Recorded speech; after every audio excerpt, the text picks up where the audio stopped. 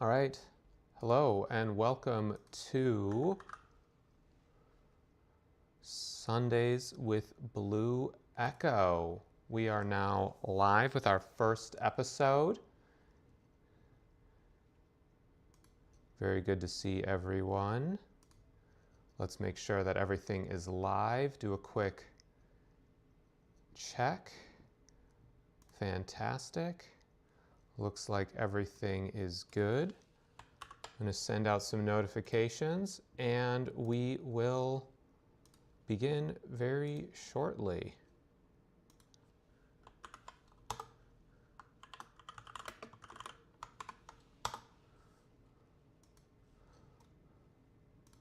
All right.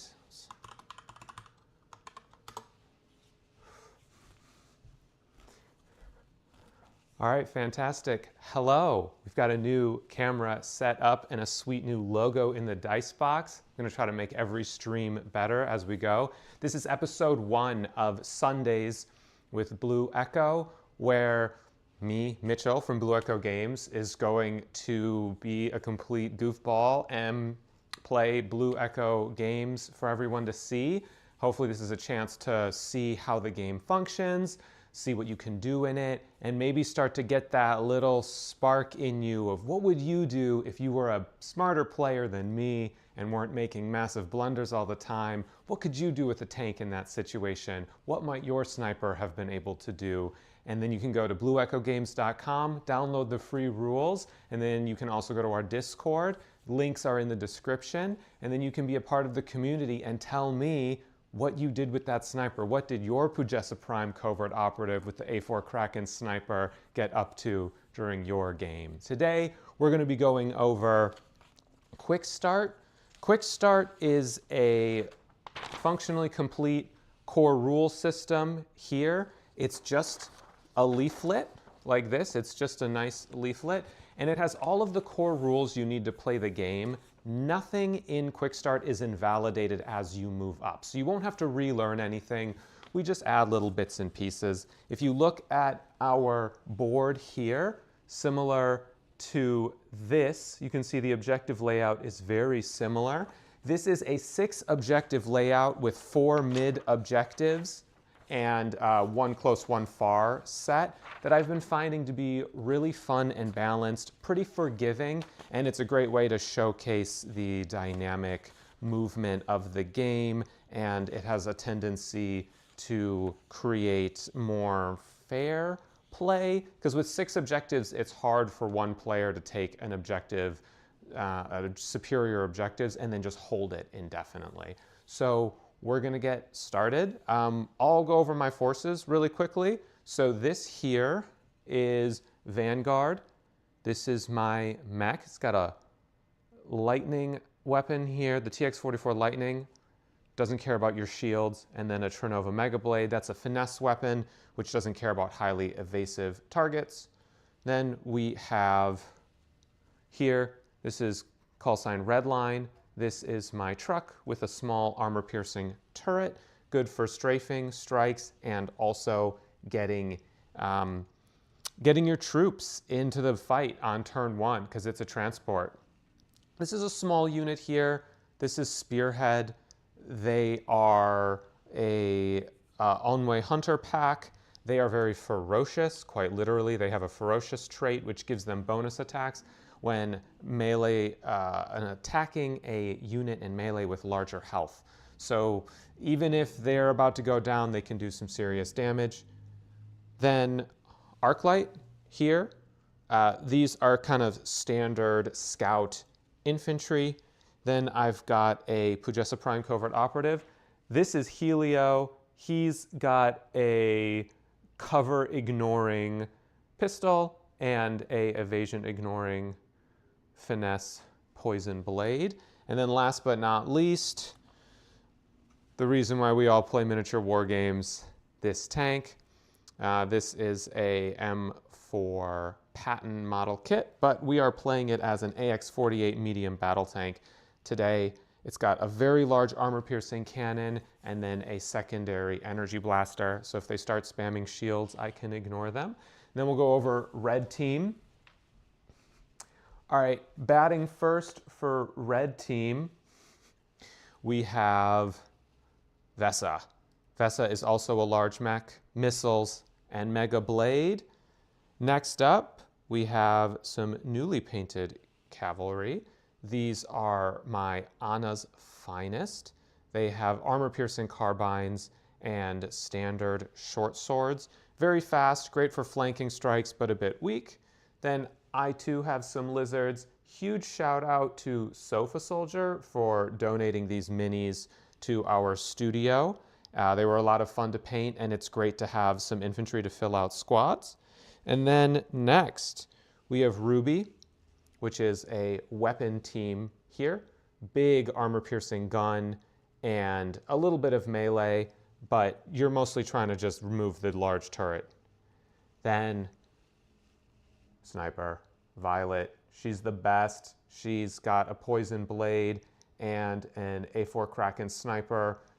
She can drop infantry with a hit, basically, but she's pretty vulnerable. And then, last but not least, this is a kit bash tank I did over the winter break. So I 3D modeled some cannons and also these missile launchers, and then I used an old kit. One of the things that's really fun about Shattered Moon is that you build the model you want to build, and you then use our unit builder and you put it through a flow chart. You say, okay, this is an assault vehicle. How long is it? Oh, it's between 15 and 20 centimeters long. That means it's a medium assault vehicle. Does it hover? Does it have treads? It has treads. Great.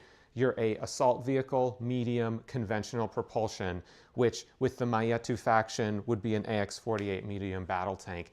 And you repeat that process. So you can have a lot of fun kit bashing and playing your favorite minis, and then Shattered Moon gives players a sort of communal language that they can use to tell fun stories that way. So without any more delay, let's talk about the map and then play. So we've got objectives. You get 1 point if you hold it. If it's contested at all, it's 0 points for anyone. If you contest or hold a far objective, so this would be far for the green team, this would be far for the red team, you get a point. If you hold it outright, you get 2 points. Buildings can be taken by infantry, like if they end their movement right here, they can take the building, they get elevated, right? So they can shoot down. And also incoming attacks will have a penalty.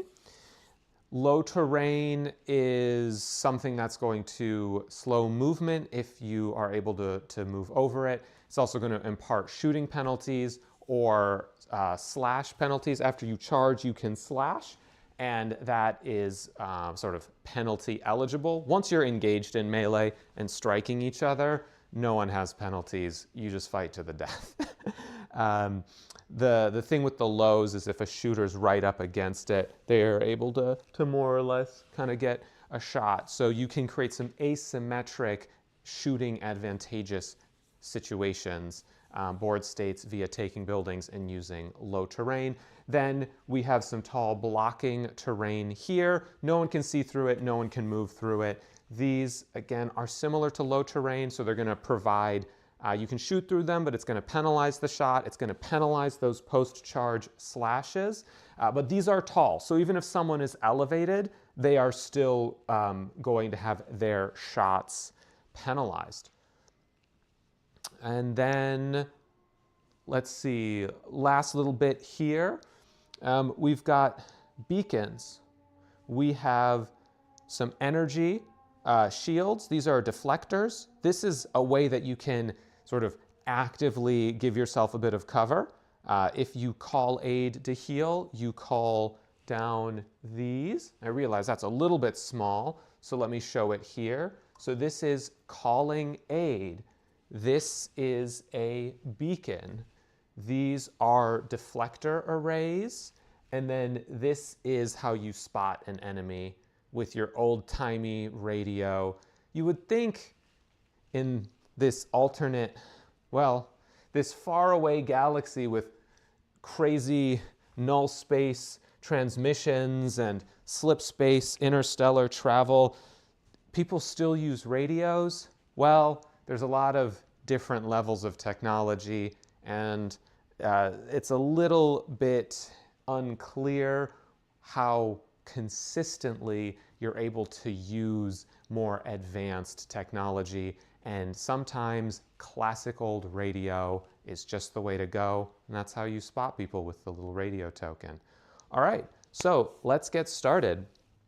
I'm going to roll off. If it's odds, red will have initiative on turn 1. If it's evens, then green will have initiative on turn 1. And so that's a 6. So green is going to start with initiative.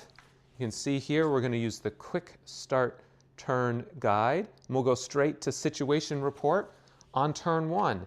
This marks the current score. This marks the current turn. All right. So in the support phase of turn 1 in quick start, there's nothing to do. So we're going to go straight to orders. This is very exciting. I love that first draw. So I'm going to take a main action. And when I deploy, I can either run, sprint, or charge. There are no enemies to charge right now, as I am quite literally the lead off deployment. So I am going to opt to sprint. I don't get a supplemental action after sprinting, but it guarantees a better movement result. And we'll flip a card, which appears here. Sweet. And you can see these represent the 5 different speeds. This would be a normal run or charge, and this would be a sprint. So I'm on column 1 because my run speed is 1, and right here would be the sprint row. So I get to move 16 inches.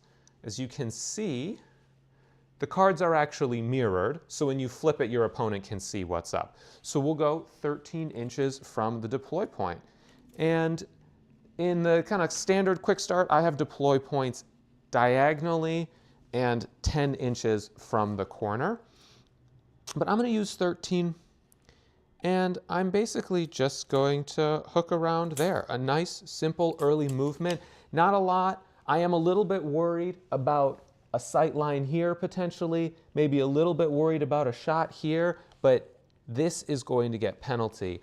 In Shattered Moon, line of sight is drawn unit center to unit center. We don't really care about whether or not you want to kit bash cool ass wings, or if you decide you want to have a sweet action pose, right? This here is not going to cause you any issues because someone can see your elbow. If you want to do a cool pose, you're all good. It's center to center. And the only thing that determines whether or not we care about low terrain is if the target is elevated or not, which means that you can use smaller terrain pieces, which are a lot easier to store, and still get to use your big miniatures and have cover without needing to have the exact dimensions of your miniatures, and cover and terrain pieces matter a lot. Okay, so it's alternating activations. After Vanguard has done their main activation, because it was a sprint, there is no supplemental action, and we will move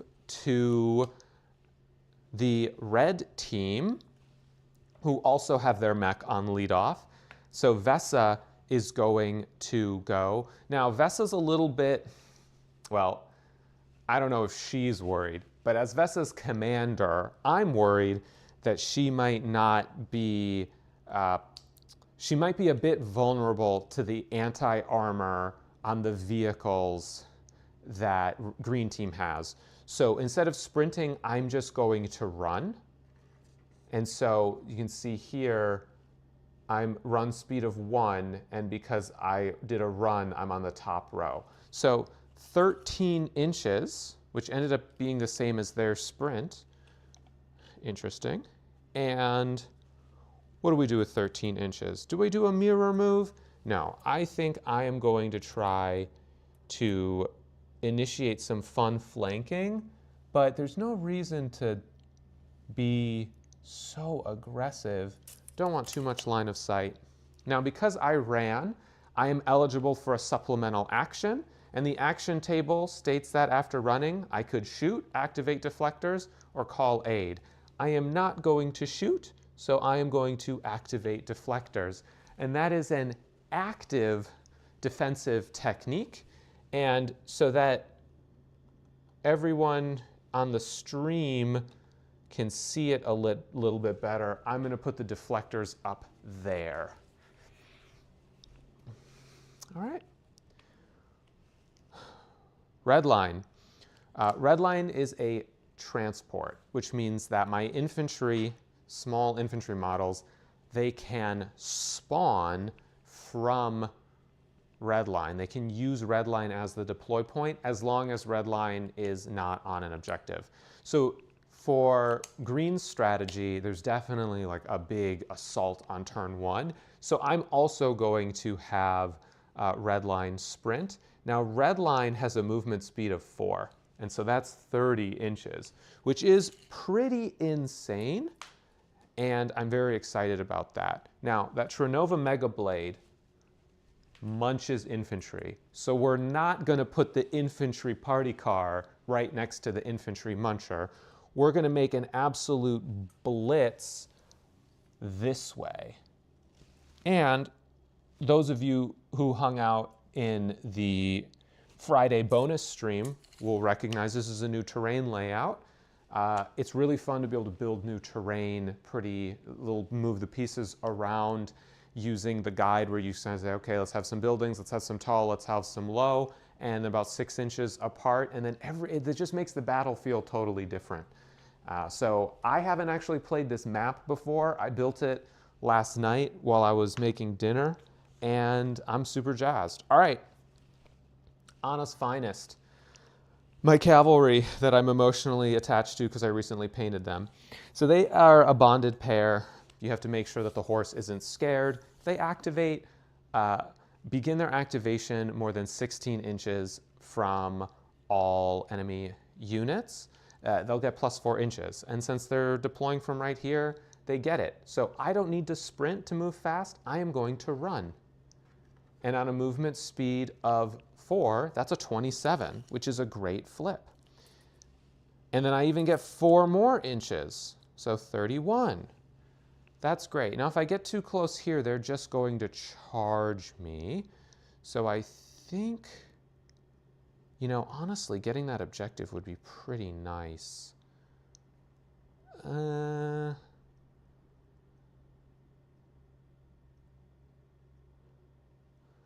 Let's actually use our insane movement speed to take this objective here. And then because we ran, we have a supplemental action. We're going to shield.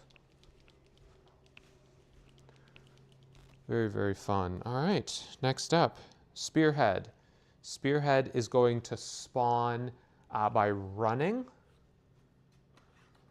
Spearhead moves on 3, so 16 inches. And I really should get in the habit of saying to you, the audience, what I'm declaring. In my mind, of course, I'm spawning from the party car.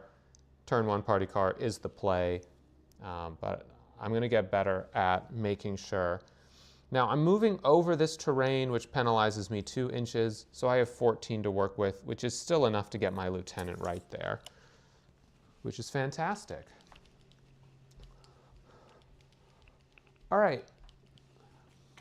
Firestorm, short range, guns, no point in moving slow. We're going to spawn by sprinting.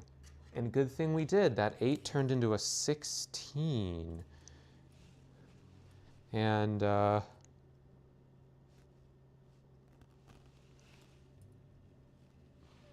to make sure you don't have line of sight. And in Shattered Moon, the only thing that really matters is your unit center. So this is my lieutenant who has red carapace head, and that means that that is where my unit center is. Those other guys basically just help track HP and are sick poses. And then everyone exerts a 5-inch zone of control like this. So no one can move. If you want to break the zone of control, you can declare a charge, and on a successful charge, you'll close to this inner circle, and then you'll be considered engaged in melee with each other.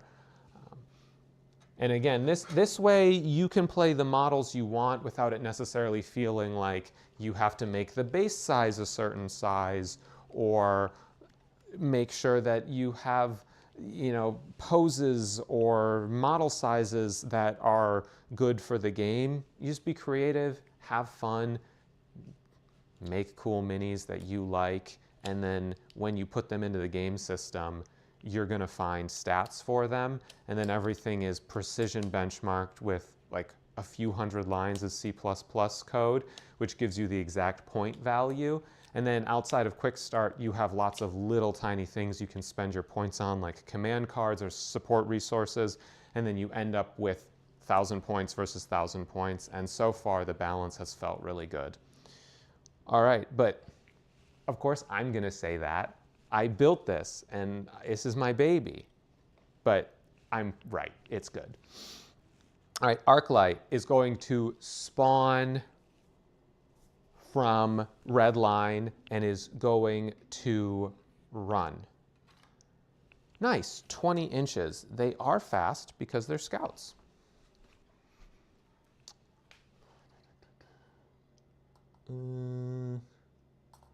That's a little juicy. I don't think I can get that. Well, one, penalize 2. No, because I really gotta get to the stairs.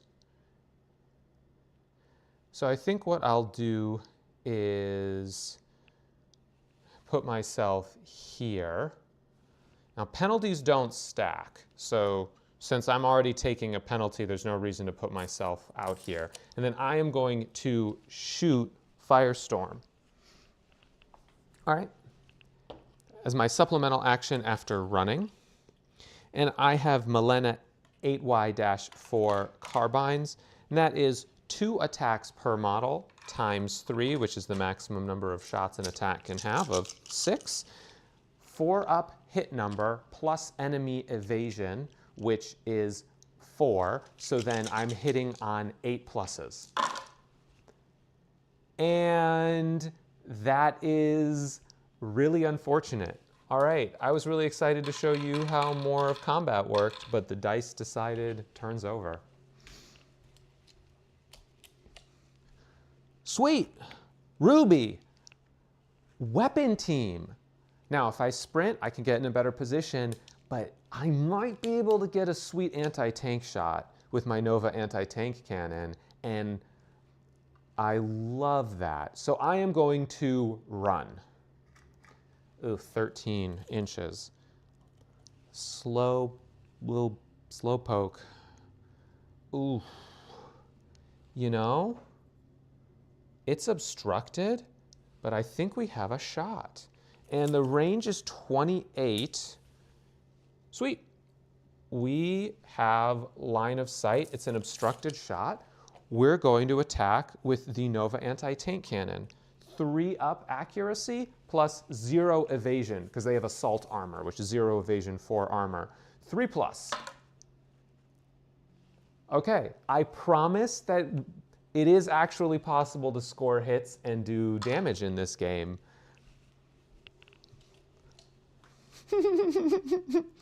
It's time.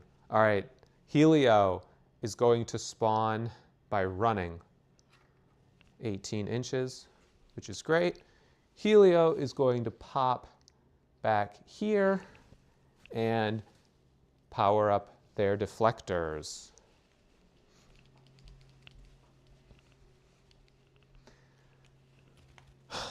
Violet. So I always say snipers run turn 1. So I will run. And that is 14 inches, which is not enough to go there. That is enough to take this. So we're going to mark that Vesa is shielded by drooping the shield. All right, I ran. I am going to take a obstructed shot here on Arclight Now, I ignore this, but this is technically tall. So as long as the line of sight crosses this object at all, the whole thing is considered tall, and so it's obstructed. Now, A4 Kraken sniper rifle is a 2+, finesse weapon type, which means it ignores their evasion, so it just stays as a 2+. And there we go, we just hit. Now, after hitting, you proceed to the penalty roll if there is a penalty. Because this is obscured, it has a penalty. All penalties are 6 up, penalties don't stack.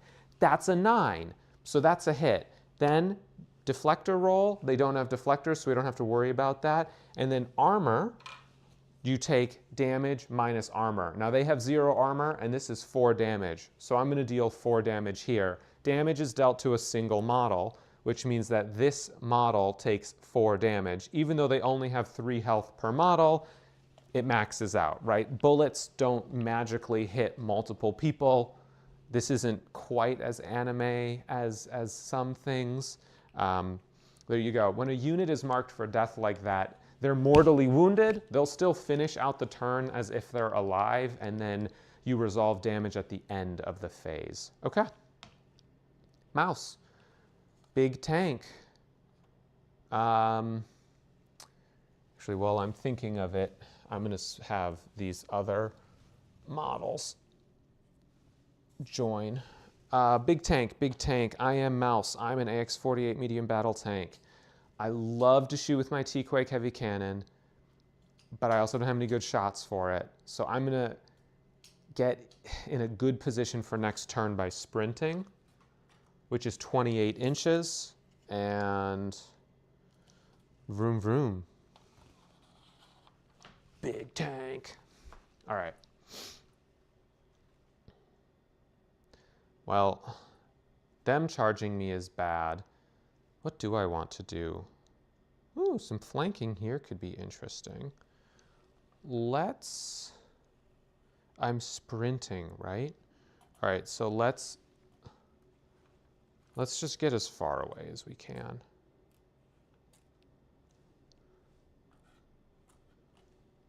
There we go. Now, if they want to charge me, they give up the objective, so I'm okay with that.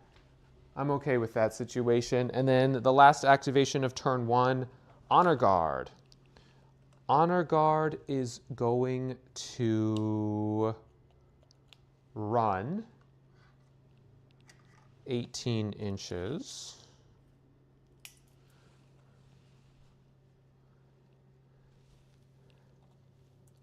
And Honor Guard is obstructive, so they can't really move through their own units. They have to make sure that their unit center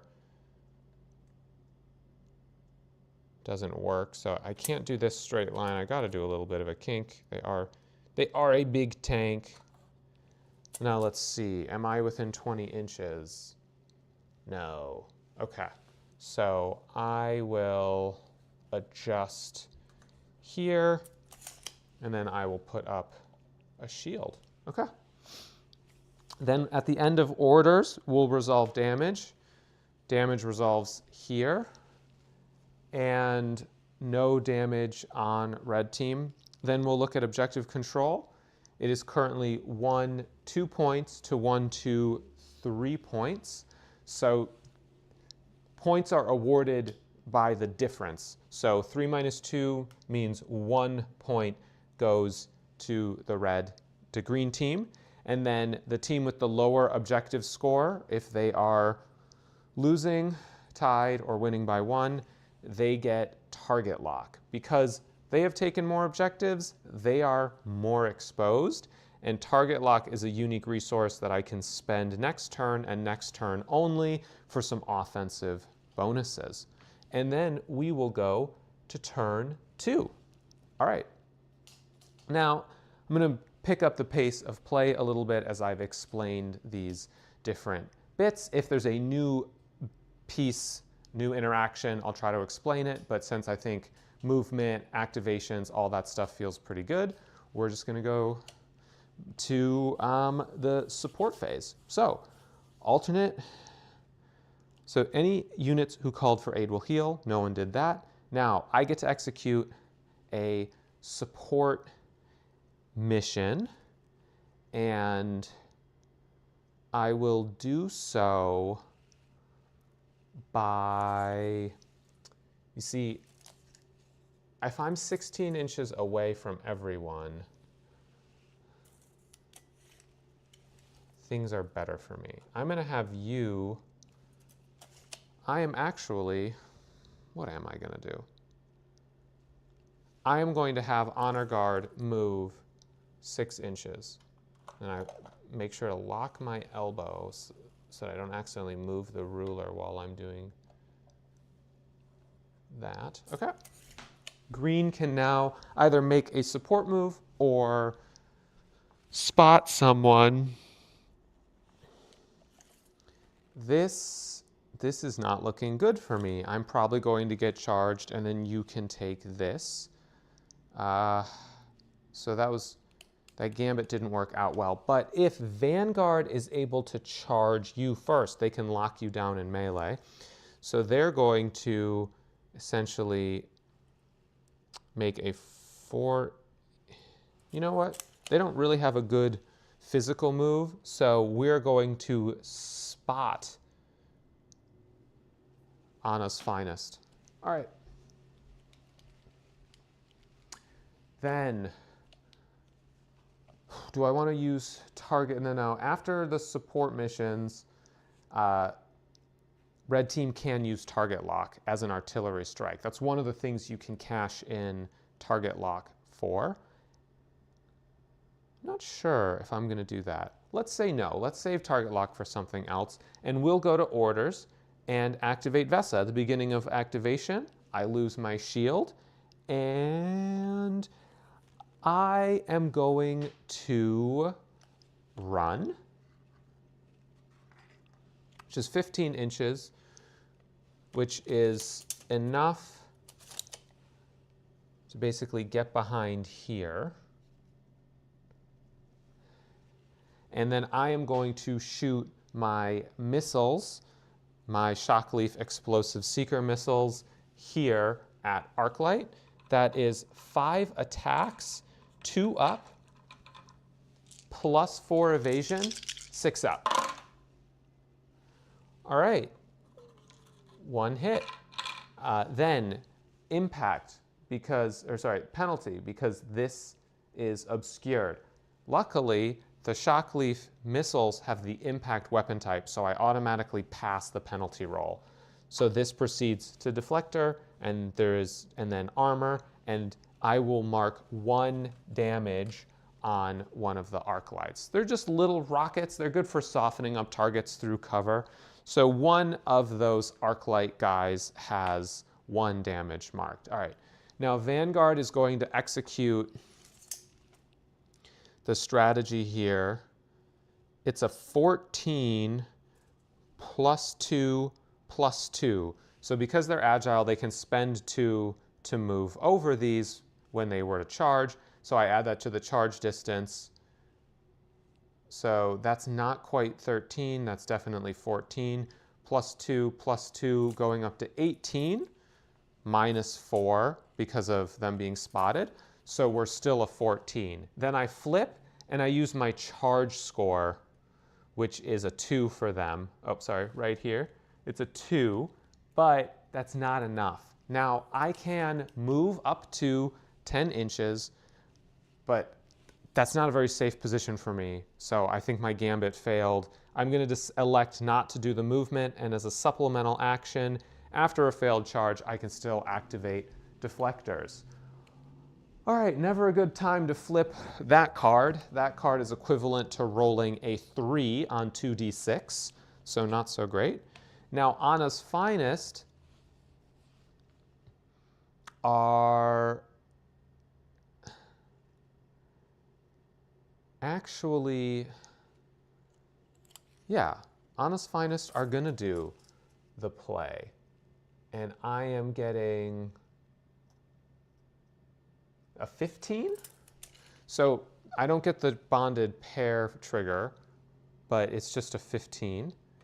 And then I also flip one of my terrible, I basically rolled a 2 or 3. And so I'll just reactivate my deflectors and pass the turn. Wow, this game has had a surprisingly low amount of action due to lots of failed dice rolls. All right, Redline wants to mess some people up. Redline does not need to act as a party car, so Redline is going to run.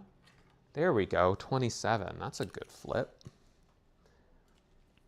Love that for me. And then I'm going to run around here. Beep, beep. And I have 16-inch range. You know, this isn't a great shot, but I'm going to put my armor-piercing weapons into Firestorm, because I don't really have anything better to do. So my Vatek armor-piercing gun has 2 shots, 5 up, plus 4 evasion. These go to 9s. Nothing.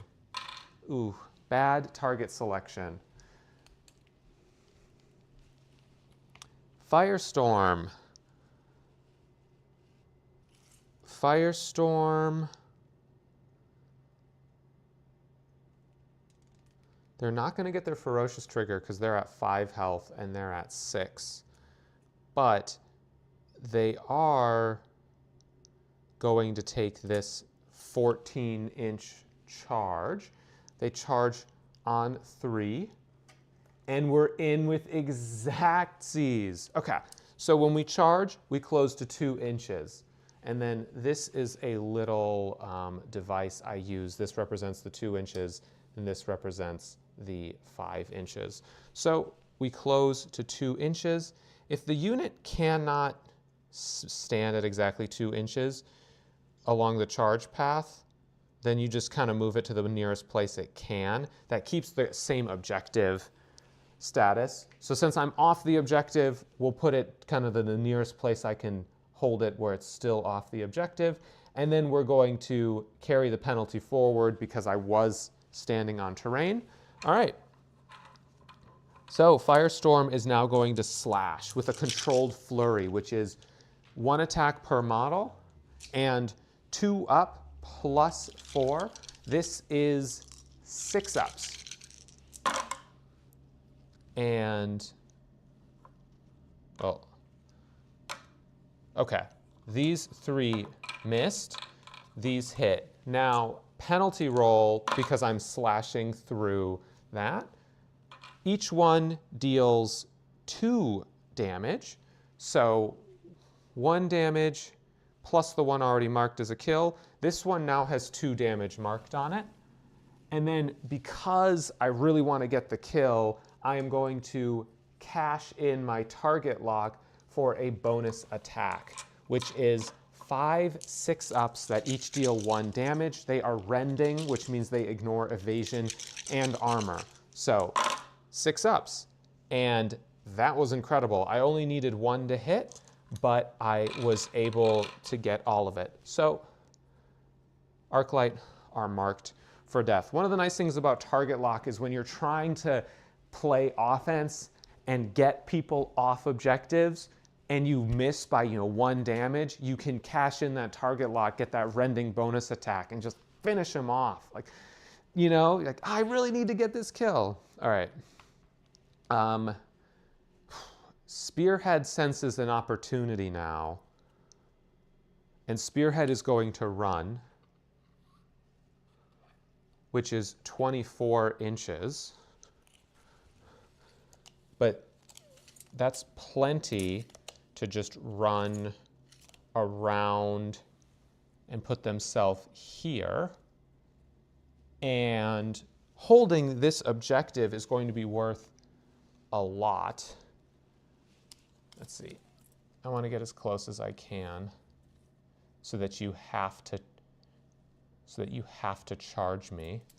And I'm just going to put up shields, and I'm basically just going to be super annoying and try to lock down that objective for 1 to 2 points.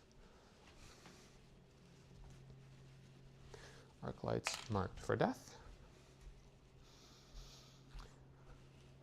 All right, Ruby.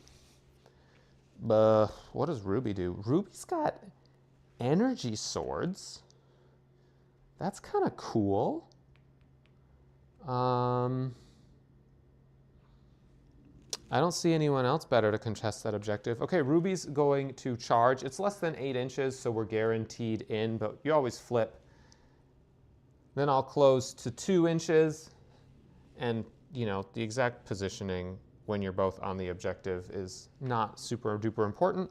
All right, Ruby is going to use the JQB2 energy sword. 2 attacks, 3 up, +4, 7s. 1 hit. Zeros are 10 for these dice. Then no penalty, no. Then we go to the energy roll. This is an energy sword, so it automatically passes the deflector roll. And then we'll go to armor. 2 armor, 2 damage minus 0 armor is 2 damage marked on Spearhead. All right. Now, Arclight, they're going to die. They're going to go down swinging. Again, they're mortally wounded. They have not died yet. They're bleeding out. And they say, you know what? Me and my core world standard template combat knife, we're taking down these lizards. So I am going to attack with precision. So when I'm in melee, instead of a supplemental action, I can strike with precision. And this is my core world standard template combat knife. I get 2 attacks per model. 4.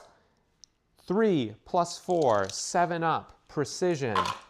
All right, so precision means that you get to re-roll one of those steps. Since this is my only step, I'm going to use my re-roll here. So 2 hit, and then I'll re-roll into 3 hits. Then strikes never have penalty. Don't even worry about it. If you're striking already engaged in melee, you're good, no penalty. So each one of those hits is going to deal 2 damage into 0 armor. They only have 1 health per, so that's basically, they take 3 down with them. All right. Violet.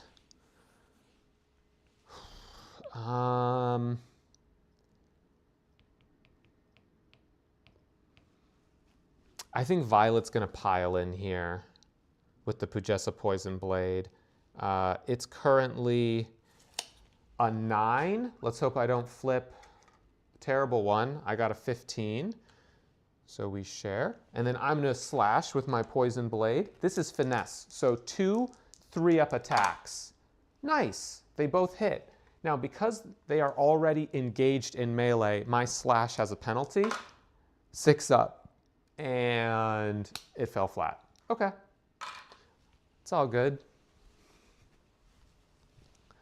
Trust me, this game has really high damage or something. But it's a D10, right? So there's actually a decent amount of variance. Even if it's a 50%, coin flips are pretty wide.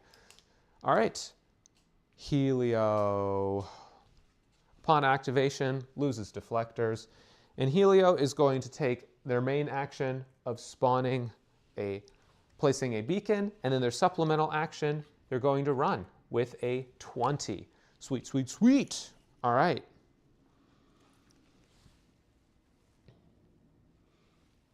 And we're going to move up like this. I don't think I can quite take the building. I would really want to be able to run up here. So I'm just going to put myself, I'm going to do that because I have to spend 2 inches to vault.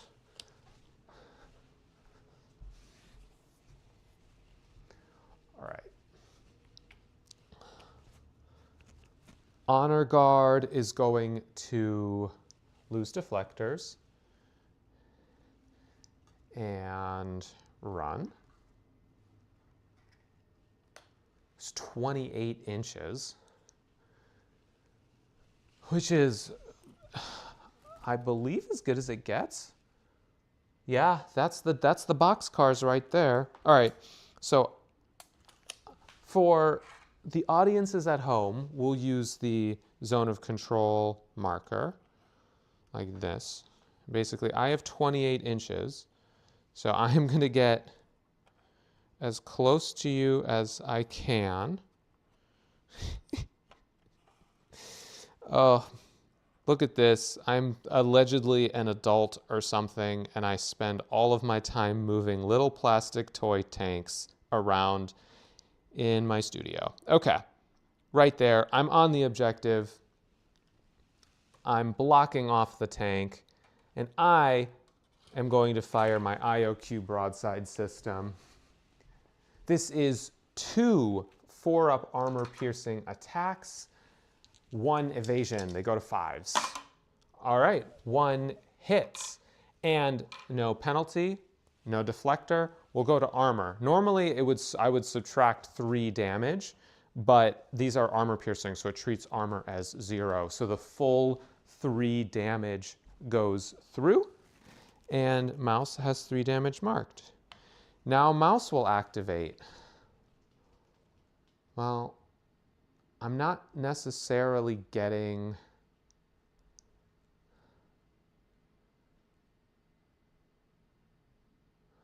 Okay, I've been given a second lease on life because of this. I am going to run 12 inches. Not great, but...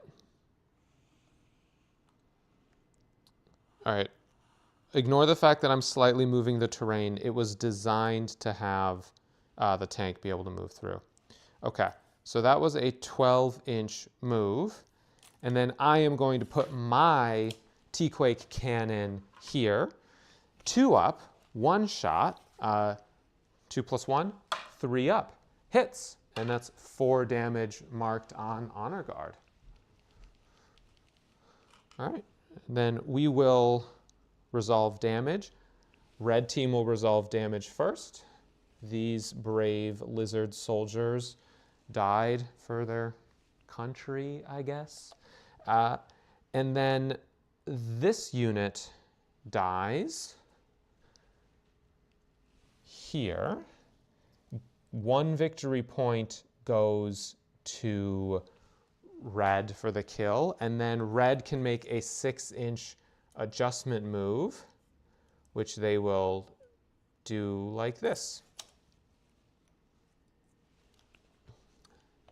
All right. Damage on models that didn't die resolves. And objective control. 1, 2, 3 points to 1, 2, 3 points. If it is far and you're contesting it, you still get a point. So it is a tie game. Objective situation is tied. We're going into turn 3 like dead heat, which is pretty fun. All right. Let me test chat really quick.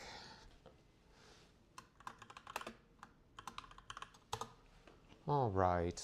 I don't know. Looks like chat's working. And situation report. Switch initiative. Check. Eligible units who called for aid will heal. No one healed. That's a skill issue. I probably should heal. Now, I can execute 1 support mission. I can move 6 inches, or I can spot someone. So green loses this spot, and I believe...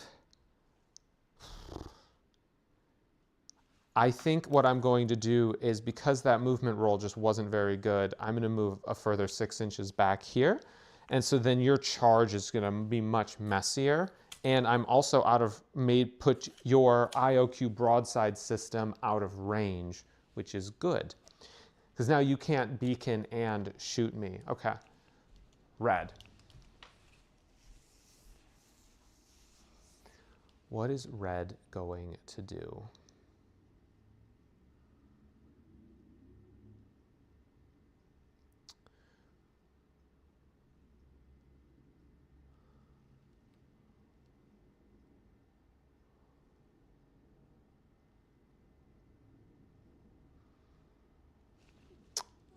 Red is going to move these units this here to be a little bit more protected. Okay, no one has target lock, so let's go to orders. All right, and I'm going to pick up the pace of play another step because I feel like a lot of the core mechanics, we've done all of them now. So let's get into it. All right, Vanguard loses shield. Vanguard is going to... That's just not a very good shot. Actually, that's a pretty decent shot. Vanguard is going to go precision with their TX-44 Lightning. 2 attacks, 3+3, 6 up. Use my reroll. Miss. Penalty. Hit. Shield. Pass, because it's an energy weapon. And so that is 4 damage minus 1 armor. 3 damage gets through, which means that it takes this out because they have 3 damage per. So that's actually a pretty good shot. Vessa's going to pile in. This is, I'll say like a 10 maybe. Yeah, it's definitely less than a 19. And I'm going to pile in here. And I'm going to use the Turnova Mega Blade. This is 3 5-up finesse attacks. All 3 hit. Impact, or sorry, penalty, because you are already engaged in melee. 2 miss. 6-up deflector roll. Hits. That is 3 damage minus 0 armor. It's enough to finish this one off. Very nice. Okay. Redline is going to run 18 inches. I don't think this flanking strike is worth dying over, so I am going to put myself as far away as I can while still having an open shot here. And I know these are not good shots, but I don't have anything better to do. All right, 2 armor piercing 5-ups, 5+4, 9 up, nothing. Oh man. Damage efficiency is not, it's not flat. It's not like that Vatek is going to be equally good into everything. That is a really bad target, but I just don't have anything better to do. All right. Anna's Finest. You know, they're not in a particularly great position here, but I think what they're going to do is go precision shooting here. They're going to fire back precision into Vanguard. So this unit is marked for death, but they're still alive right now when they activate. So my sharp tip cartridge carbine, 1 attack per model. 2 plus 0 evasion. These are 2 ups. All 3 hit. Then 6 up penalty. 2 hit. No shield. And then armor piercing. Each one deals 1 damage. So pop, pop. And Vanguard has 2 damage marked. All right. Spearhead. Spearhead are going to keep the shield up. They currently have 3 health from a tracking standpoint for the Ferocious Trigger.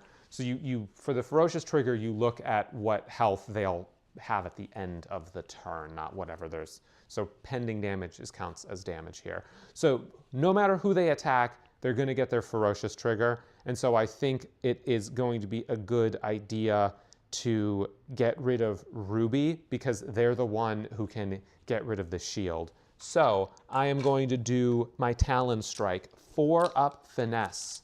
And I am going to do strike and activate shield, so no precision here. So 4 up finesse, all 4 hit. Wow, okay, each one deals 2 damage into 1 armor, so that's 4 damage into Ruby. Ooh, that was a good attack. Now, they also get their bonus attack because Ruby had more damage when they attacked. So now I get my rending. And that is 1, 2, 3, another 4. Wow, God, that bonus attack's so sick. All right, Ruby is marked for death. The operator's gonna go down. All right, Firestorm. Oh, this isn't a great position. I do need to,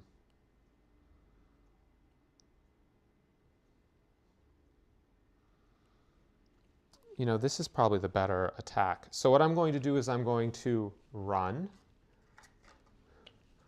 which is a 14. And I'm going to move out here, try to soften you up with my Echo 3 submachine guns. That's 3 attacks, 4 plus 3, 7 up. 2 hits.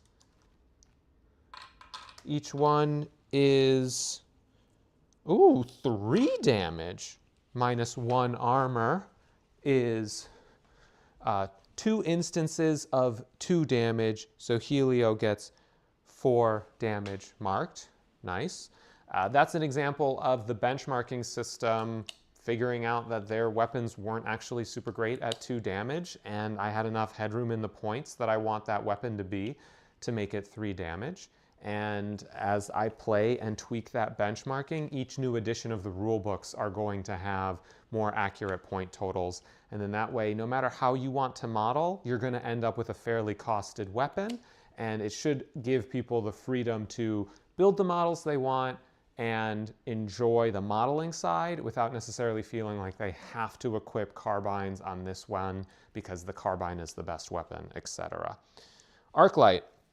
When I redeploy, I can either run or sprint. And I am going to run and activate shields. I am going to deploy out of the party car, out of red line, and that is 18 inches, which is enough to basically be here. I'm gonna try to hold up, and then my supplemental action after running, the only option on a redeploy is shields. All right. Ruby. Ruby's going down, so Ruby is JQB2 all the way. 3 plus 4, 7 up, precision. I will use my reroll. 2 hits, I pass the deflector check because it's an energy weapon. Each one deals 2 damage.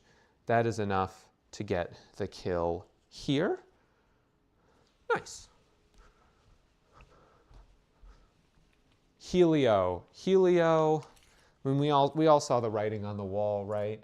My sweet purple dude is going to go in. That's a guaranteed charge. I believe that was like a 7 or an 8. Yeah, I think 18's enough. Do you think that's enough, chat? I think 18's enough. Okay, and I'm in. Now it's clear that my 2-inch mark doesn't put me on the objective, right? So there we go. And then I will slash with my Pugessa Poison Blade. 3 up, finesse, 2 attacks. Slash, slash. And that's pretty nice. Firestorm holding on by a thread here. Violet. Okay. Violet has no reason to be here. Violet also doesn't have a lot of damage marked. So Violet's not going to waste a turn. Violet is going to disengage. Ooh, new mechanic. Okay. So but you roll 2 disengage dice per unit. So per enemy unit that's engaged with you. So I'll roll 2d10. My disengage number is a 4+. So any 1, 2s, and 3 would deal basically a damage to me ignoring armor. So it would basically be rending. But I passed both. Great. Then I move 8 inches back, like as far back as you can, like that. Then they would get an adjustment move if they're not in melee, but they still are. They're also dead. And then after disengaging, I can run, activate deflectors, or call aid. I am going to run. This is basically going to be a repositioning turn. That gives me 22 inches, and that is, I'm saying I gotta get here. No!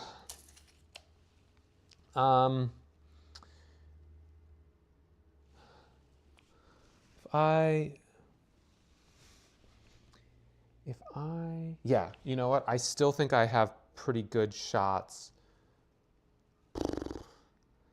You know what?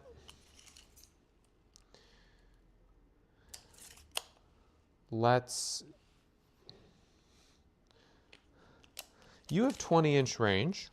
I have 32-inch range. So I'm going to put myself pretty far back. Like that.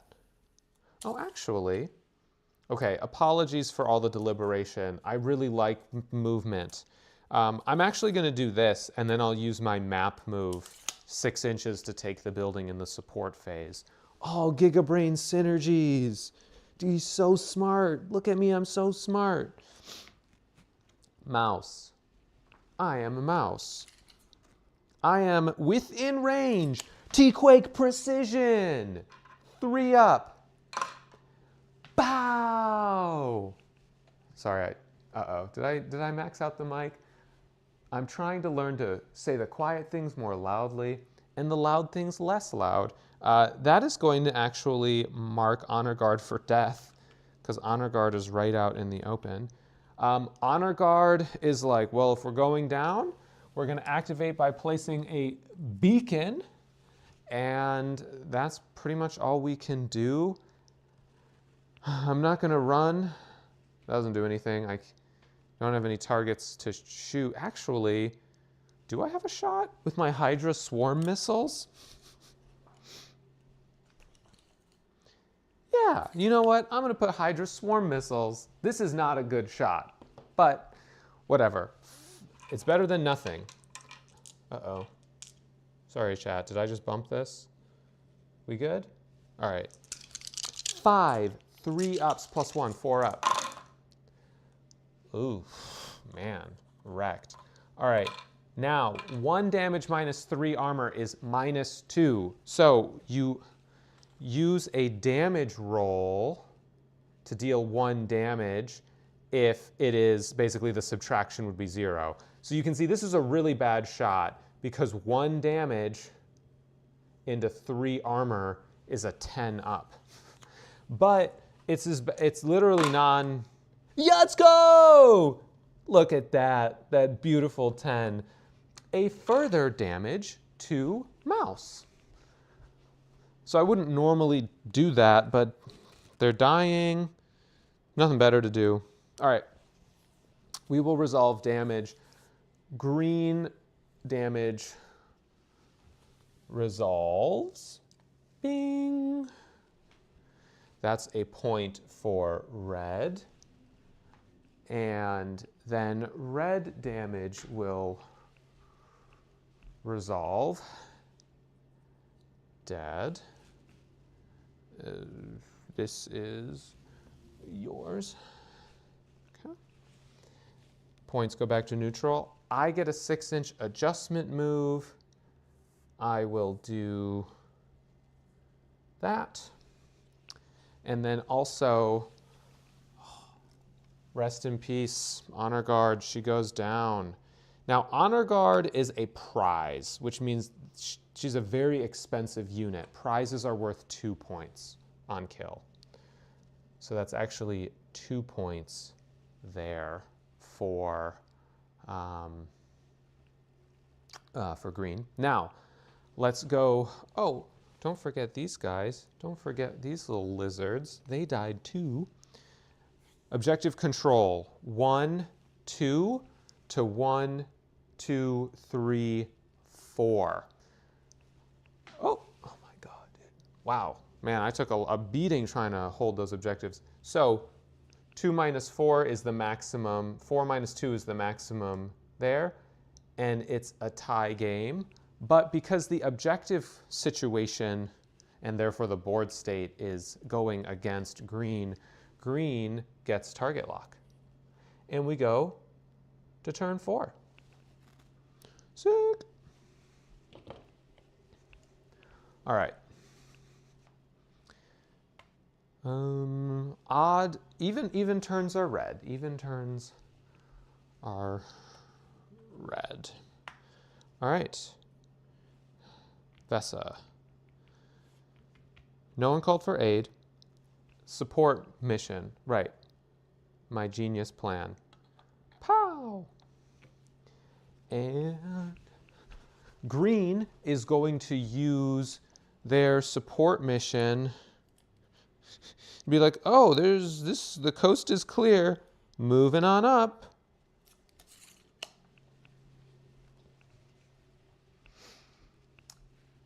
Now, do they want to use their target lock?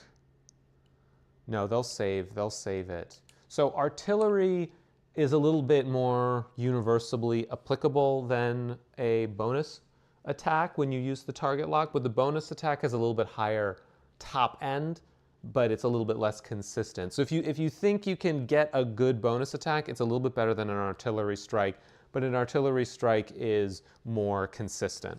But they're not going to use the artillery strike because, again, they think they can. The half of my brain that's playing green thinks that they can do better. Okay.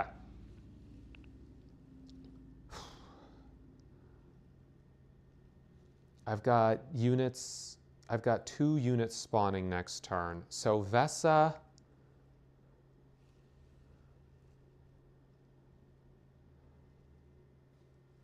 Vesa is going to run 14 inches, which is great.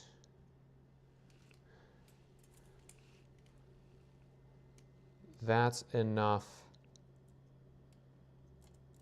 to hang out here on the objective. And rockets are not good into that, so I'm better off. But you also have a laser gun, so my shield is not very helpful. I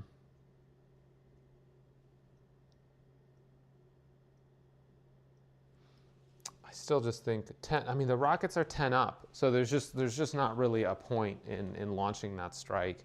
This shield will protect me from whatever could happen. Well, Vanguard is not up as close against the thing as they can be, so they don't get to ignore shooting over that. So this would technically be obstructed. So I think what they're going to do is move like this to make it not obstructed. Now, we always flip the card even if it didn't matter. And in that case, it was great for me because that's not a very good result that I was able to get out. Now we're going lightning, baby. TX-44, 3 up, both hit. That's a clean shot. I ignore your deflector, and then we'll look at 4 armor, 4 damage is a 4 up armor roll, 1 hits. So Vesa takes a damage. Okay. Now it's time for redemption, Anna's finest. The flavor text says that these are Anna's Halo's finest dragoons. Make sure this resupply is successful. So we're going to see redeem yourself.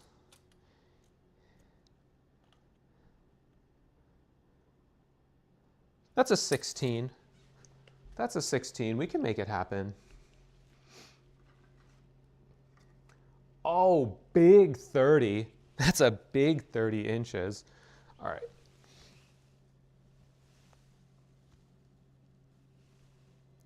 I am resisting doing the trumpet charge sound. I'm resisting so much. I just want to do the trumpet charge sound, but I won't. Time to slash. JQ-12 short swords. I get 2 attacks per model, 3 + 1, 4 ups, all 4 hit. There is no penalty. There is no deflector. This is 2 damage, 3 armor, which is 7 ups.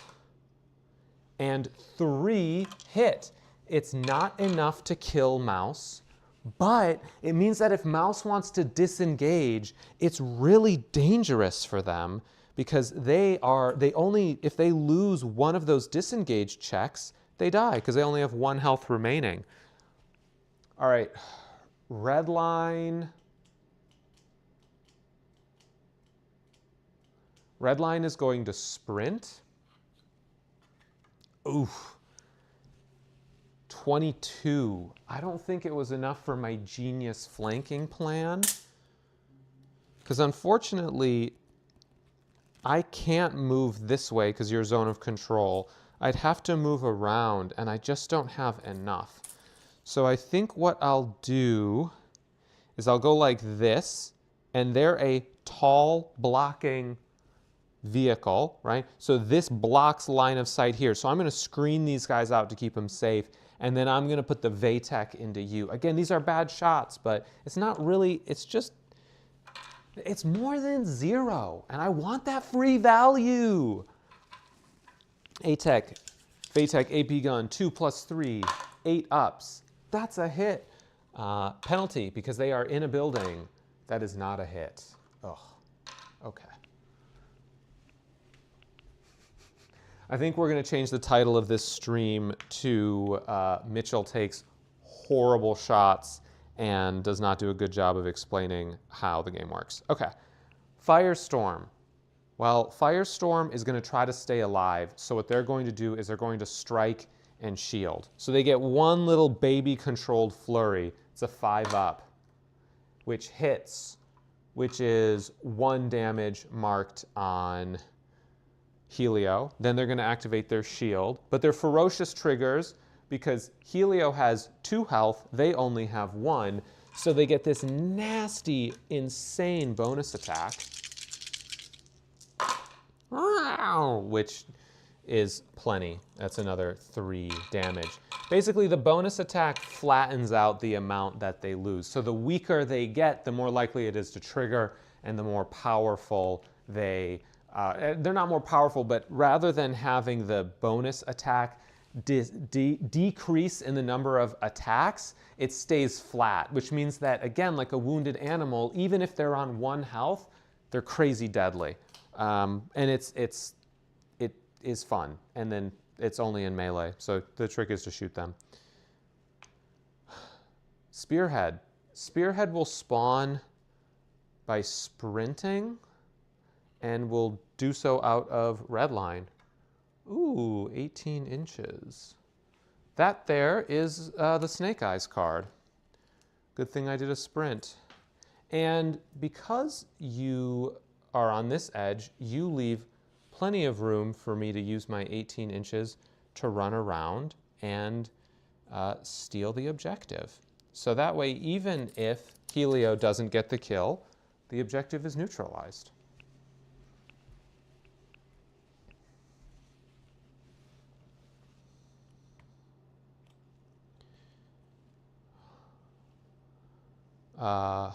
Yeah, Helio's marked for death. Okay. Ruby will spawn by sprinting. 14 inches. Good stuff. Going to re-establish control of home objective.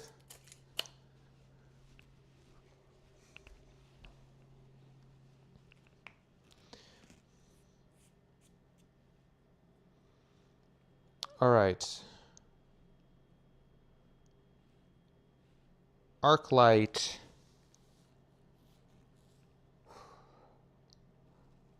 Well, let's see.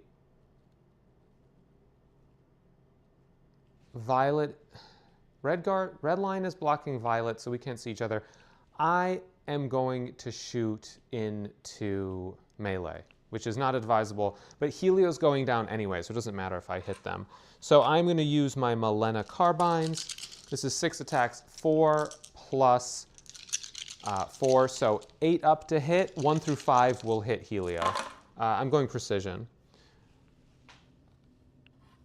So that's pretty good. I'm not going to use my reroll. I'm just going to let those hit Helio. Then, because I'm shooting into melee, automatic penalty. 3 hit. I'm not going to use my reroll because I only need 1 hit here. And then the deflector roll. And I guess I will use my reroll, and I got an extra 1. So that means that Firestorm is now marked for death. And you know, statistically speaking, that bonus attack does 2.5 damage, somewhere between 2 and 3. So it's not like a huge game changer, but it is kind of cool that even when those ferocious units get down, like Spearhead or Firestorm, they're still kind of deadly. I think it's fun. Well, let's see. You're blocked. I don't want to fight you because you're deadly. I'm just going to shoot you with precision. This is just a clean 2-up sniper shot, which hits. And that is 4 damage, so enough to get the kill. Helio's going down. Oh, precision attacks. Firestorm's already dead. Okay.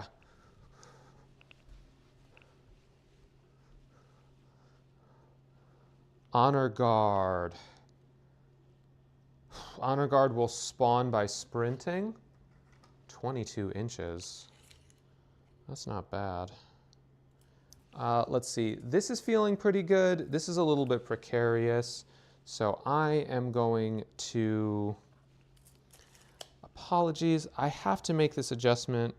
I meant for them to be able to fit, but I misjudged.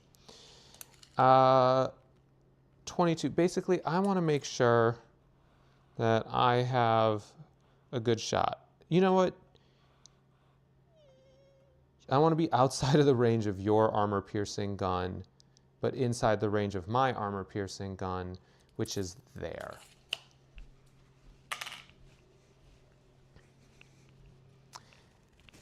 Mouse. Okay. Here's the thing. If mouse disengages, they have like a 20% chance of surviving because they have to make 2 7-ups. If they stay in melee, then they can make Anna's finest waste another turn getting the kill rather than essentially giving them that final damage. So they're just going to activate deflectors and hide in the tank and just hope that the short swords don't find them. And then red will resolve damage. Okay. Red dies. That gives green a point. Oh, massive blunder. I forgot to have green use their target lock. Though I think they achieved everything they wanted to do with their attacks. Helio dies, goes back to neutral. Spearhead loses 1. And now that they're at 3 health, if they sink a charge, that Ferocious is going to come through. That's what, 2 to 3 bonus damage? Juicy. Yeah, that's the damage. And then objective control for green. 1, 2, 3, and 1, 2, 3 for red. So we go into turn 5.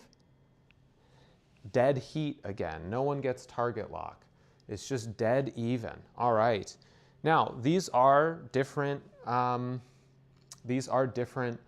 armies, but they both ended up being like 752 points in the system. And you can see things are pretty even. Some units are strong in some places, but some units have other advantages. And the target lock can help smooth over some of that bad dice luck. But I've been really enjoying the fact that a lot of different units and armies are able to be viable on the tabletop, because those that are weaker, the benchmarking system is able to calculate how fast they are, how well they can survive, etc. Major benchmarking sales pitch. I've been working on it for like a year, so I'm super proud of the fact that you can basically kit bash a sick-ass tank like I did over winter break and then put it on the table, and you pay a fair price for it in terms of points, and you can build an army with your favorite models. So I'm super jazzed, and that's part of the reason why we're streaming, is because I think this is a super sweet game, and I love to play it, and I love to share it. Next turn. No one called for aid. I promise, it is strong. There just hasn't really been a situation to do it yet. All right, unengaged unit can move 6 inches, or I can mark someone. I am going to move you 6 inches right here. It's almost like I want to get that sick-ass ferocious trigger. Oh, sorry, language. Don't ban me, YouTube. All right, what is Spot going to do? That was not a sentence. What is red team going to do? Well, obviously I'm getting charged there. That's not a great situation for me. But I might actually survive and win that fight.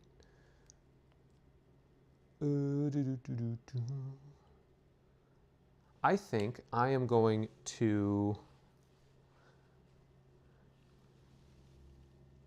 make that happen. I'm going to spot Vanguard. All right, Vanguard doesn't want to give up their home objective. So Vanguard is going to shoot here with precision. Same thing as before. 3 ups, both hit.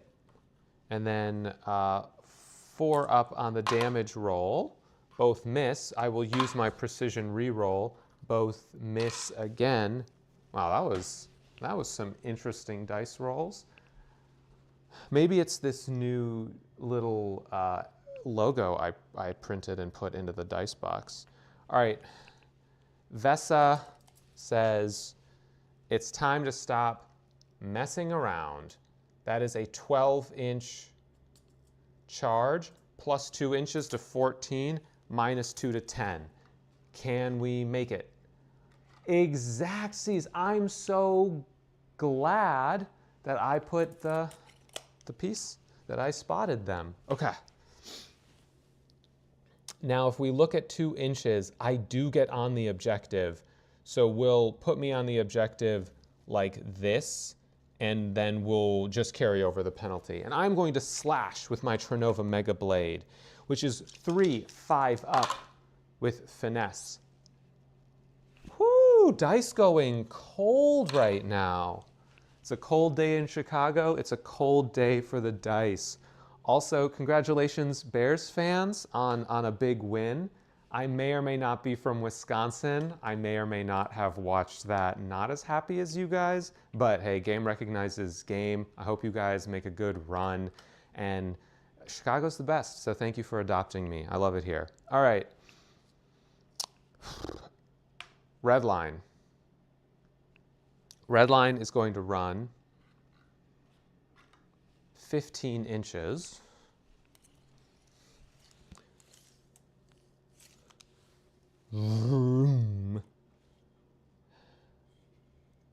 And is going to sit in the center, and it's just going to pop a shield. And no, I want to get, you know what? I'm running away. That was 15, right? Yeah, that's legal. That was okay. That was a good enough move. Because here's the thing, if I'm not on an objective, then Helio can spawn there. Okay, Anna's finest. Precision, 3 plus 1, 4 up. I'm going to use my reroll here.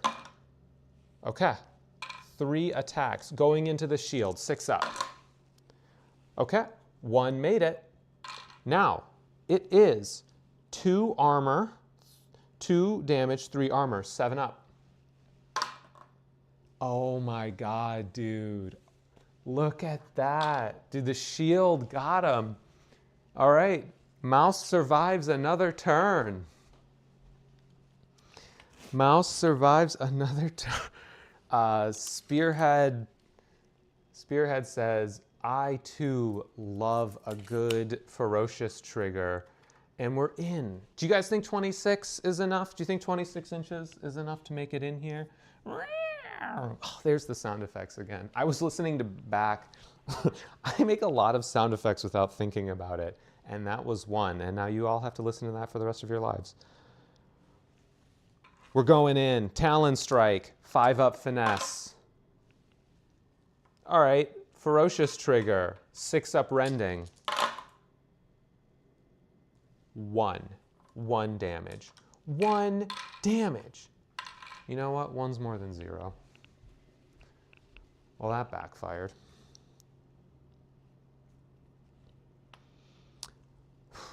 Firestorm will spawn by sprinting. Nice, 22 inches. We're getting a bit of a conveyor belt here on the red team.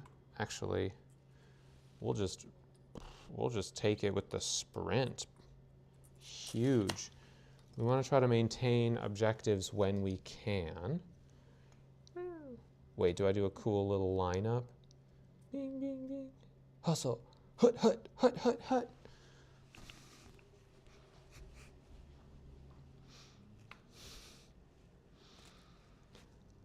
Arclight. Arclight will lose their deflectors. Probably should have lost those last turn. Judge, rules infraction. And I am going to run. They are fast. They have movement 3. Nice, 20 inches. Which is going to let me, again, I'm beaconed, so I can move up here. Is that? Yeah, that was 18. So plus the 2-point penalty. And then, oh my gosh. Open shot in range with my Melenas. 6 attacks. 4 plus 4. Whew. 8 up. 2 hits, 2 kills. Nice. We're slowly chipping them away. Pew, pew. Okay, okay. Ruby.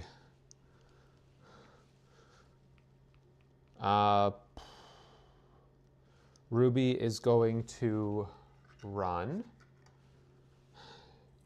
Just enough to sort of get here and defend it. And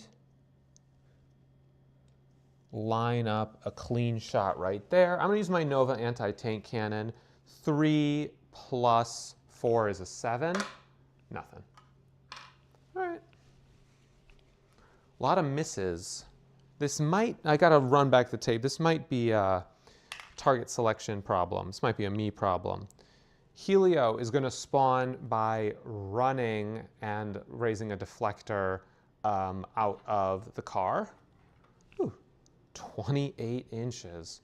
Boxcars. So if you roll really high, it doesn't really, the sprinting doesn't help you as much. Sprinting more so really helps make sure you don't have a particularly low, you don't get a low result. It sort of guarantees the upper half of the triangle of the triangular distribution.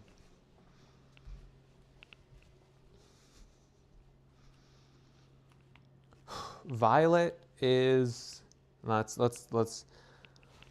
get the kill. All right, Violet's gonna go precision with the poison blade. 3 ups. Both hit, 2 damage each. Oh man, wow. Spearhead's amazing. I mean, it's the bonus attack is 5 dice, 6 plus. So you're either dealing generally between 2 and 3 damage.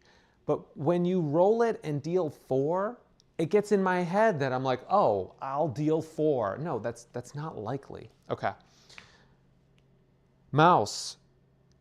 You know, Mouse is same strategy. I am not going to disengage and give you the kill. I'm just going to pop a shield and chill. And if I hold you down for longer, that's fine. I think I'm no reason to die.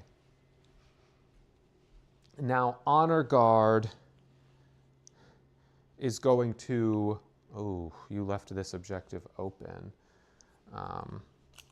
And with your zone of control only going to here, I absolutely can move through. That is a, I would need a 22. We're going to sprint because I'd need a 22 for it to happen. 24, and if I hadn't sprinted, it would have been 18. So I'm going to move here on my sprint, breaking the beacon and taking control of the objective. All right, and green will resolve damage. Dead. Point for red, and dead, dead. Okay, damage resolves. Objective control. 1, 2, 3, 4 to 1, 2, 3, 4, 5 to 1. Now, it's not 4 points, it's only 2. 3-point deficit is going to be tough. Target lock awarded to green. It's going to be very hard to kill Vesa and get Vesa off. So it's going to be all about doing something else, though I feel like relying too heavily on the deploy point might have boxed me in a bit. All right, and we'll go to turn 6. 6th is the final turn of the game. We'll switch initiative during situation report and go to support, and units may make a 6-inch adjustment move. I believe I will...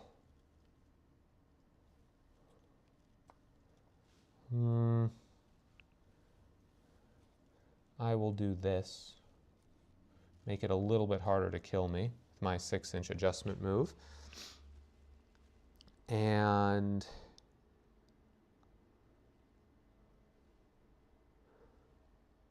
what does green want to do? See, green is now in a tough spot.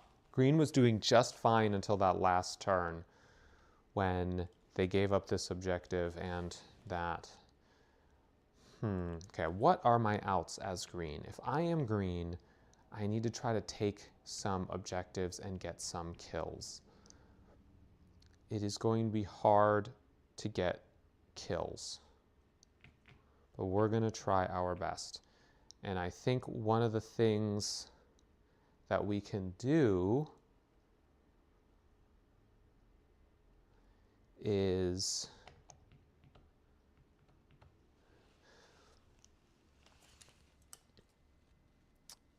move this unit here so that they are in a better position to do interesting things. And then they are going to actually use their artillery strike here. So this is 4 6-up rendings, cashing in. Let me switch sides so it's clear. Green is artillery striking the Firestorm Lizards, and they hit 1.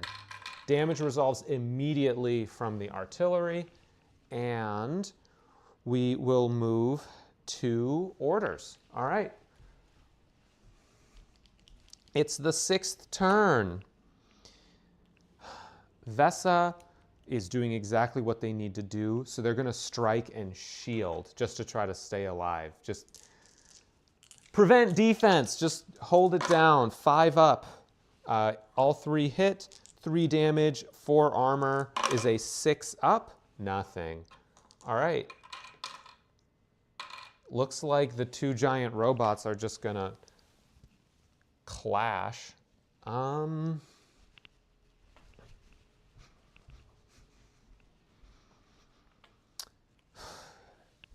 Vanguard disengaging is not smart because that gives up an objective point. So I'm going to strike with precision because I need to get you off. Okay, 5 up. I will use my precision here. 6 up shield. 3 damage, 4 armor. 6 up. Oh, man. Well, I mean, that's just not going to do it. It's looking a little bit rough here. Turn 5 was pretty explosive. Anna's finest. We're going to try again. 3 plus 1. 4 up. I did not declare it before the roll. I need to say precision and I need to get in better habits. So I don't get precision on this attack. Shield. And this time, 2 damage, 3 armor, 7 up. No. Declare precision. Because if you don't say it before the hit roll, you don't get to have precision. You must declare before you roll that first roll.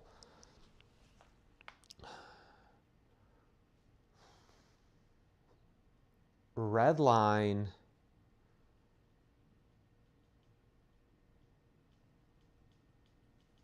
Red line is going to run. 13?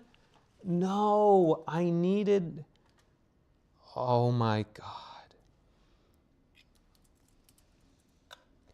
No, we're good. I can barely nab it. I can just barely nab it outside your zone of control. Oh my gosh. Talk about getting some cold dice rolls, and I need to survive. I'm not going to kill Honor Guard with my armor-piercing gun, but I break the beacon and contest the objective. Oh, there's no beacon, but I contest the objective.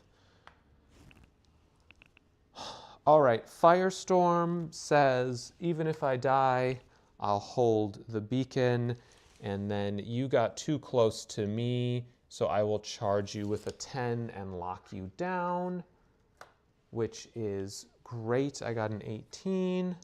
All right, I am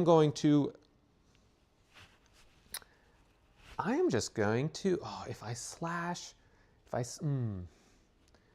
don't know what to do here. If I slash, then I also get, you're gonna destroy me if I don't put up shields.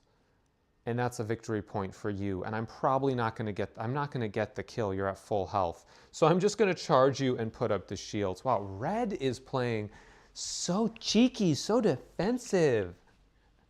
I don't know. Spearhead. Spearhead will spawn by sprinting. 26 inches. Oh my gosh. Could this be? Oh, they left the objective open, and I can nab it with a sprint. And of course, we'll double check. 5 inches is here. Yeah, that was plenty to do a little skirt flank. Whew. It's all crumbling down for red. It's almost like I watched a football game with the exact same thing happening last night. Though I guess the colors were sort of reversed. Ruby. Ruby is just going to hold their home objective. I guess that beacon was destroyed, so they'll just beacon, and there's no more deflectors, so I have a maximum of 3 deflectors active, and those are my 3. So they will, well, I don't want to shoot because that means I might kill someone. I'm just going to hang out. I'll just hope to use my 3-point lead and let time run out. Arclight, they say, you made a huge mistake. Precision with her combat knives. 3 + 4, 7 up.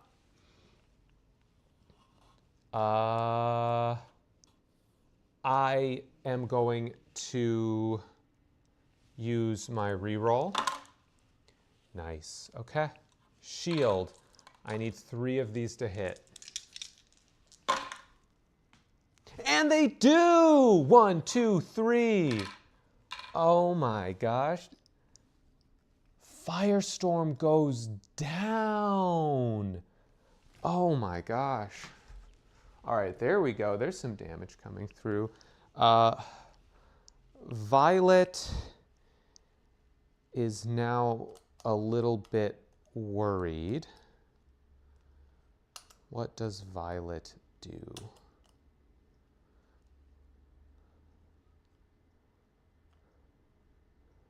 Violet is going to sprint 20 inches. I've been playing that when you leave a building, you don't pay a penalty. So I believe I could do something like this, because your zone of control goes here. Yeah, so I'm going to contest this objective by running around and nabbing that corner. Now the objectives are 7.5 inches, and your close zone of control is 2 inches, and your outer zone of control is 5 inches, which means that mathematically speaking, if you are controlling the one edge of the objective from a charge, your backside is mathematically always vulnerable to someone running around. Because if I'm standing with 2 inches here, then it's 5.5 inches behind me, and the zone of control is 5. So because the objectives are 7.5 inches, you can stand in the middle. No one can run on, but anyone can charge on. But if you want to defend against a charge from one side, it will always leave you open for shenanigans on getting flanked. Helio. Well, Helio is probably not going to do much, but the more damage I deal, the better. So I am going to charge, which is automatically in, and then I'm going to use my Pugessa Poison Blade. 2 3-ups. It's 2 damage, 2 more damage on Violet.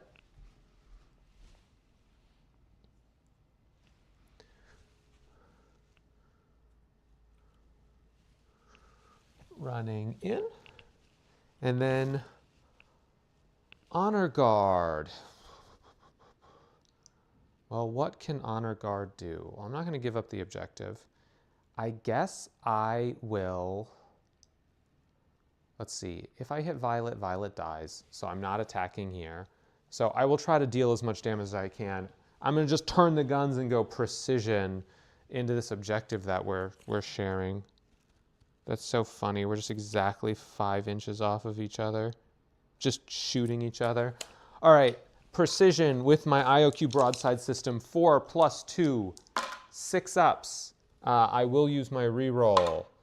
2 hits. 6 up deflectors. Miss. Miss. Okay. And last but not least, the last activation of the game. Mouse is just gonna chill. Obviously, I'm not gonna give you 2 points by killing myself. I'm not that bad at my own game. And we will go to resolving damage, which this is a big loss right here. Dead. And the crazy thing is that 1 artillery strike was the difference. That's a point in, wait, whoops. That's a point in green's favor. I did the points backwards because green was behind. Okay, that's a point back in favor. No kills anywhere else. That's really funny. You know, if I lose by less than 2, if red loses by less than 2, it's probably going to be because I forgot to declare precision here. So that's really interesting. Objective control. So for green, it is 1, 2 points, and for red, it is 1, 2, 3 points. Oh, red still wins. Okay, never punished. Awesome. So red wins by 3 points. Green was not able to bring it back that last turn. They got a little boxed in, and some rolls went some ways. I probably made some mistakes. I cannot wait for all of you to get better at this game than me and just completely body me and just like push your glasses up and be like, well, actually, this is how this works. And then that'll be a great moment. So thank you so much for joining the stream. This was a game of Shattered Moon Quick Start, Sundays with Blue Echo. Very excited about this new series. We're going to be going live every Sunday, 2 p.m. Central Time. Blue Echo Games is very proudly in the Midwest, in Chicago. I'm from Wisconsin. Man, the Packers lost last night, but it was a good game, and the Bears deserved the win. And everyone in my gym today was like super pumped and wearing their Bears gear. So I'm like, man, I do love this city. Your sports teams don't need to beat my sports teams, but your army can beat my army on the tabletop anytime. If you're in the Chicago area, please hit up the Discord. Would love to jam some Shattered Moon at a game store, get to meet people, and then eventually I would love to start having guests coming here. I do not want to talk to myself and play against myself if I can help it, but logistics and getting guests on the stream is difficult, and playing against myself is better than just no stream.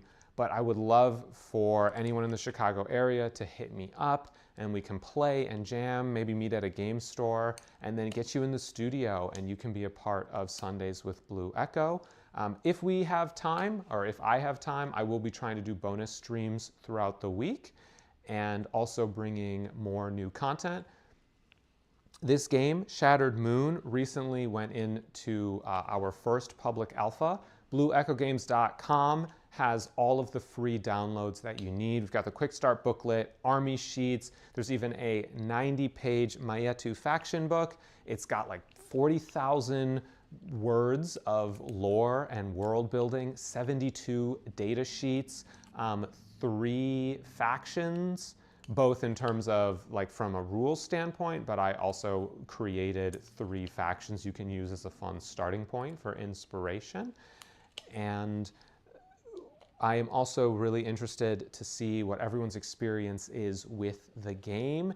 And then over time, we're going to try to enter a second alpha, like a phase 2 in the spring. I'm going to try to bring a new faction book online with that update. Of course, tweak some rules. Let me know how this stream was from a technical standpoint. How was the audio? How was the video? I'm still trying to improve. I do want to maybe try to get like a camera that faces the other way so that you don't have to look at the back of my shoulders when I'm playing as Red Team. And I will see all of you next week. Thank you so much for hanging out. For those in the VOD watching later, thank you for watching all the way through or skipping to this point. No worries. And I hope everyone has a great day. And this is Mitchell from Blue Echo Games signing off. Farewell.